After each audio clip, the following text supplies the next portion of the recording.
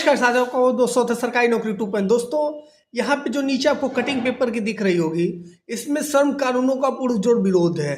तो मैंने इसको जानने की कोशिश की कि ऐसा क्यों हो रहा है, क्योंकि फिर बात वही निकल के आ रही है कि कहीं ना कहीं झुंझुना पहनाने की कोशिश है।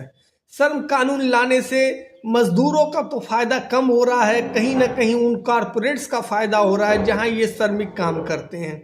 कुछ ऐसे कानून लाए जा रहे हैं जिनको पेपर में भी हाईलाइट नहीं किया गया है, लेकिन जब उसका प्रोफार्मा निकलता है उसमें कहीं ना कहीं ये सारी चीज़ें कारपोरेट्स के हक में देने की बात कही गई है।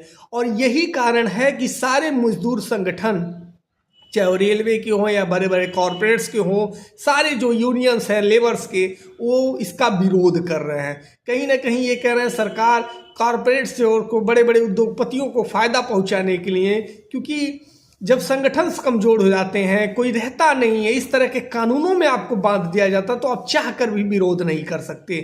तो जैसे आउटसोर्सिंग निगम का मुद्दा है, उसी तरह ये सारी चीज़ें कहीं ना कहीं जो कामगार हैं, जो मजदूर हैं या लेबर क्लास है, उनको शोषण करने की पूरी तैयारी चल रही है।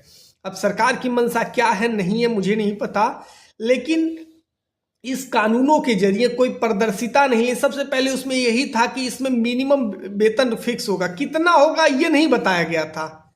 आपको ये सुविधाएं मिलेंगी, कब से मिलेंगी ये नहीं बताया गया था। मिलेंगी, सारी चीजें हवा में होंगी। सरकार ने कहा ऐतिहासिक फैसला, उनके प्रवक्ता ने इस पर अच्छे अच्छे ज्ञान दिए, परंतु जिनके लिए हो रहा है उनसे नहीं पूछा गया, उन संगठनों को उसमें शायद शामिल नहीं किया गया। ऐसा कई संगठनों ने दावा किया, कितनी सच्चाई कितनी नहीं है नहीं पता, परंतु ये बात बिल्कुल सत्य है कि इसमें लाभ किसी और को देने की कोशिश है। फिलहाल आप अपनी राय जरूर कमेंट कीजिएगा। मिलते हैं नेक्स्ट वीडियो में, तो धन्यवाद। जय हिंद, जय भारत।